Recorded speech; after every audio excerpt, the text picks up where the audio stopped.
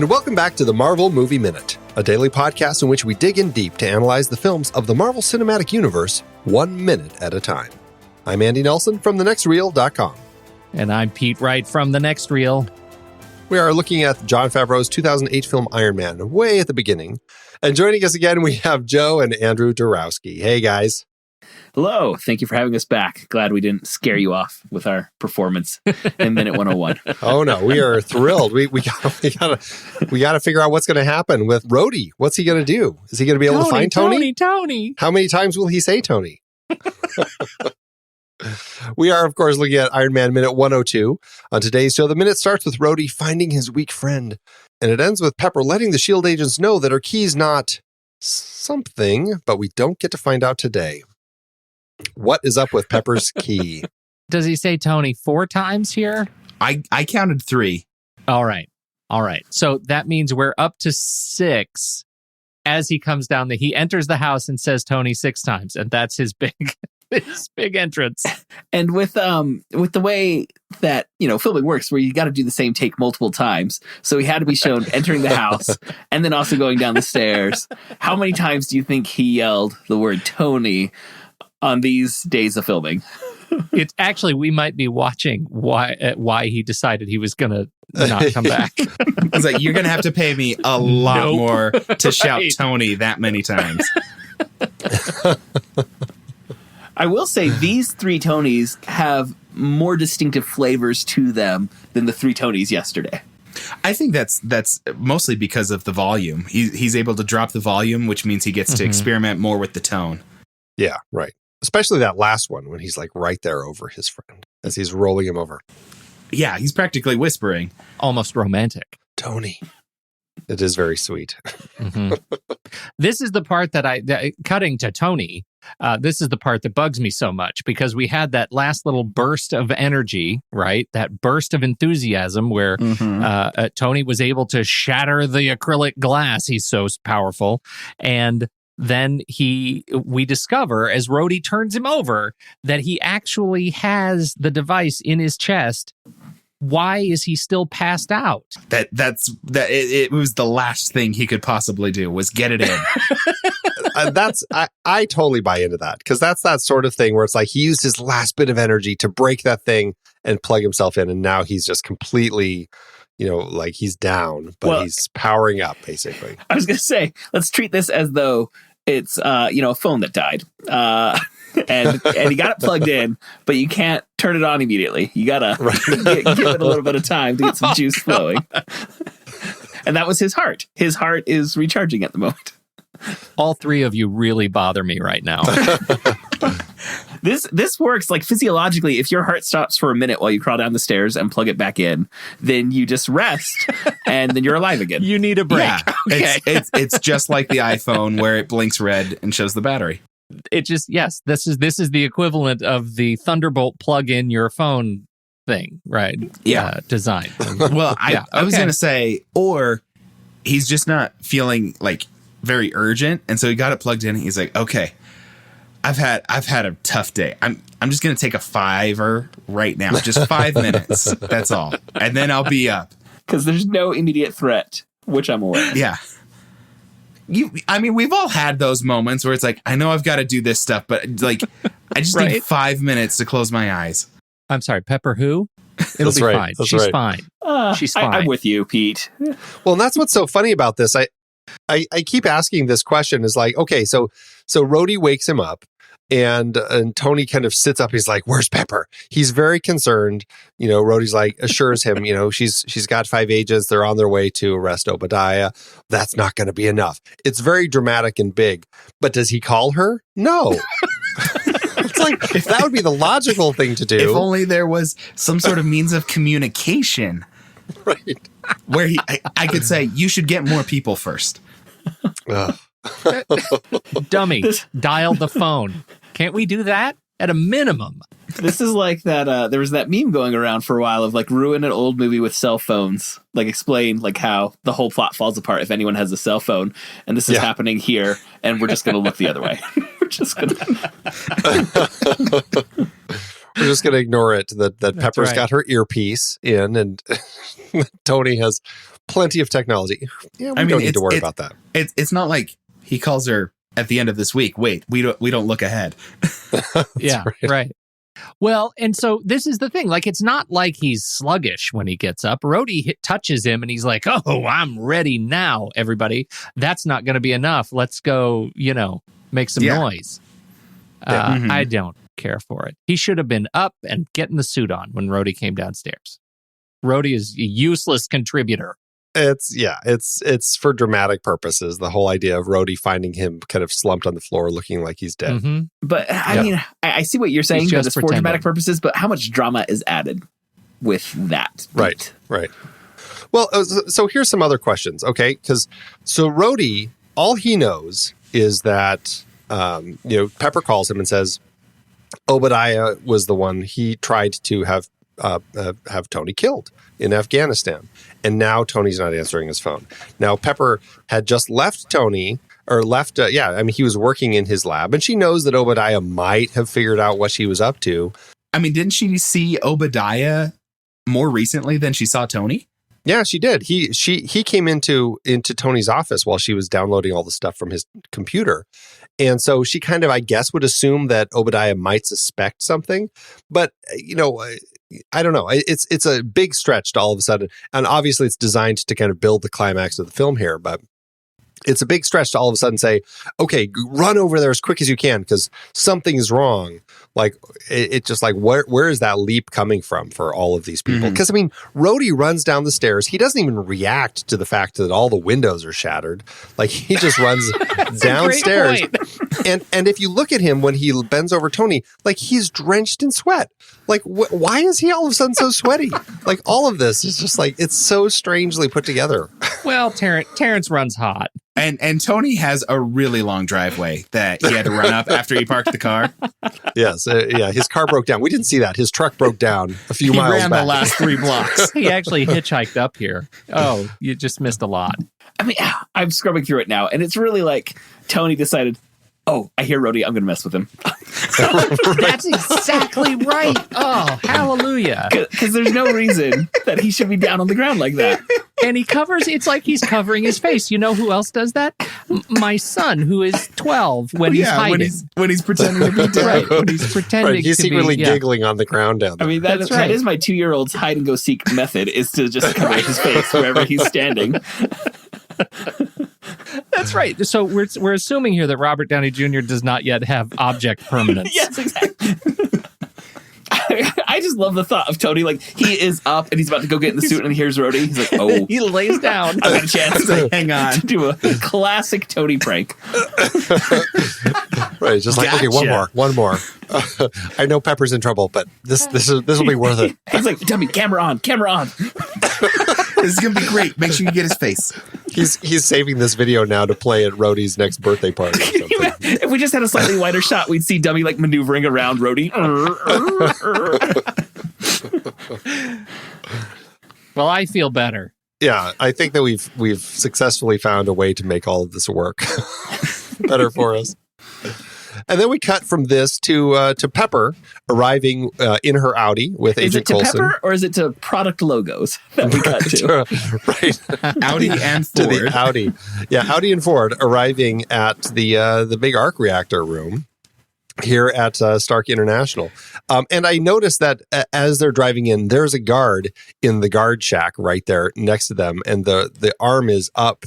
And for some reason, I don't know, like, why do they not get stopped? Does he know? Did Pepper call ahead? Like, they're not driving through the gate or anything. They just barrel on through, and it seems totally okay. He doesn't move. No, he's just kind of standing there. Like, he should just be reading a paper, practically. Also, what has happened since Pepper met up with Coulson in like their narrative? Because Obadiah had time to drive to Malibu and take the arc reactor and then drive back to the facility. You weren't in on those previous minutes, but when Pepper is at Tony's office and she's getting those files from Tony's computer, the time on Tony's computer is like 1:46 in the afternoon. And that's Obadiah doesn't get when Obadiah stumbles onto her, and she leaves with Agent Coulson. So from about 2 p.m. until well after dark, what time of year is it? Yeah, what's the time of the year we talked about? Didn't he go missing in like August? So this would be November or something in California. Yeah, so it's dark at what, 7? No, because earlier when they're watching TV, it's July. So we do get a hint that there's a July.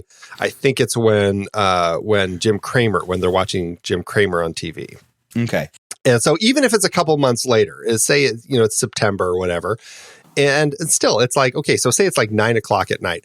What was going on? Like, why did it take everybody so long to make all of this stuff happen? Was Pepper like giving him all of the files, and then they were getting a S.H.I.E.L.D. warrant and a 5-man team? It was a significant debrief. From what I've seen, S.H.I.E.L.D. is pretty loose with warrants. Yeah. So I don't think it could be that. Well, they do take the time to go back to S.H.I.E.L.D.'s headquarters, wherever they are, because when Pepper leaves with Coulson after doing her debriefing, they come into the S.H.I.E.L.D. parking garage. That's where we last saw her before arriving here. Okay. So obviously they went off-site somewhere. And LA traffic is just so bad. So, I mean, these are all 3-hour trips. Well, she knows shortcuts. Right, exactly.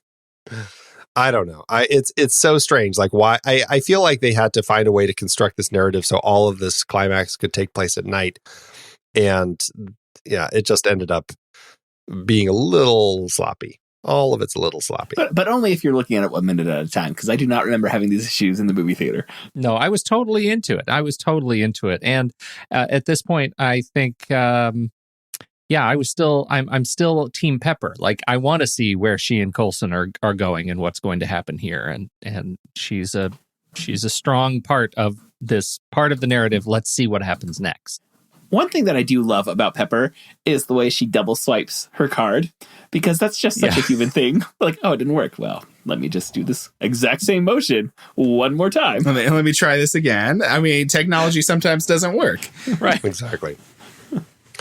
Before we get to that, I do have to point out, as they're pulling up again, we do get another fantastic example of the wet parking lot. They're using the old water trick to get everything wet and just give it that nice look with all the water glowing with all the lights around it.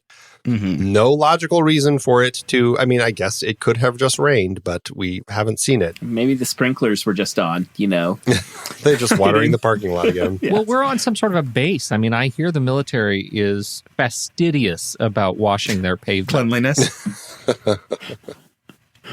When someone screws up, we got to go scrub the asphalt again. Go scrub the asphalt. I also have a comment before Pepper's double swipe. Okay. And I think it's like a weird camera move that doesn't seem to be in line with the rest of the movie. And it's at about second 50. So if you've got the minute up and you can scrub second 50, 51, 52, there's this really tight, like, cut to sector 16 lockbox on the door. Yep. And then a zoom out over people's shoulders. That's a weird camera move for this movie. Yeah, it doesn't look like a zoom out. It looks like what they're doing is they do a speed ramp right there where they have this shot and then the camera is trucking backward, but they speed it up. Yeah. In the edit. So the camera's pulling back as the actors are walking in from the sides. Right. Yep. But like that's not part of the film language for the Iron Man movies. It feels a little, I was looking at that because I wrote down a note for that too. We do get some moments earlier on where it does feel like Favreau is playing with kind of some of Sam Raimi's camera language, the way that we do kind of crash zooms in on certain things. So, and I don't know if that's kind of nods to his work that he was doing with Spider-Man or just his work in general, but it's definitely in there. This kind of feels a little bit kind of like a reverse crash zoom. Like maybe he was just kind of throwing that in there just kind of as a fun way to kind of because there's energy in that camera movement that allows for a little more fun. I mean, this is a scene of them just walking around looking for the number 16. So, yeah, where's sector 16? There it is. There it is. Let's crash zoom out of it so that we can identify. So you it wet for down the everybody. pavement and you zoom in on 16. and then it's visually interesting. No, it's an interesting little moment that they have here. I pointed out last time when we met our S.H.I.E.L.D. agents, we've got, other than Clark Gregg, we have Paul Sklar, Jason Rodriguez, Daryl Reeves, David Castillo, and Keith Splinter Davis as our 5 S.H.I.E.L.D. agents walking with them. It'll be fun to track these guys as we continue in our minutes ahead to figure out who's doing what and see how everybody fares as they continue down into the bowels of this place. I think, being a nameless, a large number of for the audience, nameless characters walking behind 2 named characters usually ends well when you're entering a dangerous area. Very much so. Totally. Yeah, at some point they're going to ask who you are and what your personal life story is, and then you get a spinoff. I do think it's funny that the S.H.I.E.L.D. agents who all walk in, only one of them, or maybe a couple of them, but they hardly glance at this giant arc reactor in the middle of the room, which is something nobody has ever seen before. And it's like, nah, I'm not even going to look at that. I'm too focused on finding this 16 on a door somewhere. There is one. Which one is it? It's the guy right behind Coulson who is staring straight up at the arc reactor. He takes a big old glance, right? He's very excited about where he is. I think this is his first day on the job. well, he'll be a fun one to watch. That's Jason Rodriguez. So let's keep an eye on him. Call your mother, Jason. That's what he was doing on the way there in the car. He was like, "Mom, I'm on a mission. I'm actually driving out with the guys. We're gonna go do something." Mom, I never thought I'd be able to make this call. I'm living the dream. The only other note I had for this is none of this stuff was scripted. This whole arrival and everything with Pepper and the agents and her going up to the door and everything, none of this is in the script. It goes from them leaving the parking garage to kind of a future minute that we'll talk about tomorrow once they're already at this door. I thought it was kind of odd that there's kind of an odd script jump as they leave, and then all of a sudden here they are in here working away at the door. So, I mean, it's kind of like when we talked about the amount of patience that was shown with Obadiah Stane putting in the battery to the Ironmonger suit for something that's not in the script. They don't rush through it. You see everyone walk through those doors. And I'm not saying it's slow. I'm just saying they decided to put this moment in, and they took the time to get everything they needed for the moment. Mm-hmm. Right. Yeah. Right. We've got the cars arriving, everybody getting out and walking up. She swipes the card to get into the room. They all go in. They walk through the room. They go up to the door. I mean, there's quite a bit. I mean, it's the bulk of our minute here. Yeah, it's good. It's a good reset for us, and it tells us you are, like, this is our statement of place. Do not forget it, audience. Well, and that's another reason why we have that fantastic, the trucking out on that section 16 with that speed ramp, just to say, here it is. Yeah, this is the scary basement. Marking the climax. It's kind of funny, too, because like right on the other side of that section 16 door is a very brightly lit hallway. When does it become sewer basement? A dark chain-filled basement. Well, it's got the so section 16 has that hazard tape on the outline of the door, right? The police line, do not cross style tape. Authorized technicians only. Yeah, so it's obviously just on the other side of the door is basement, dank, drippy water basement, because most scientific labs like to have fluids just running freely. Truly. I used to work in a laboratory, not as a scientist. I was their writer, but I worked in a lab. There were very few chains hanging from the ceiling. Hey, we're not there yet. There are no chains in this outer door that they're trying to get through. Quit jumping ahead. Right. Oh, man. Well, I don't have anything else for this minute. We got a lot for the next few. Do you guys have anything else? Do you have any predictions about how Pepper's sentence is going to end? The key's not... Yeah, the key's not... what could she be saying? The key's not bouncy. Just start throwing out adjectives. The key's not not green. It's not purple. It's not spicy. Well, I just want to say the key's not in your hand because it's a badge. Like what, It's It's not a even a magnetic key. card. yeah, that's right. The key's not My- a key. He's not here. The key's not here. This is my badge. This is my ID. This is the wrong thing. Like, would she typically have access to that anyway?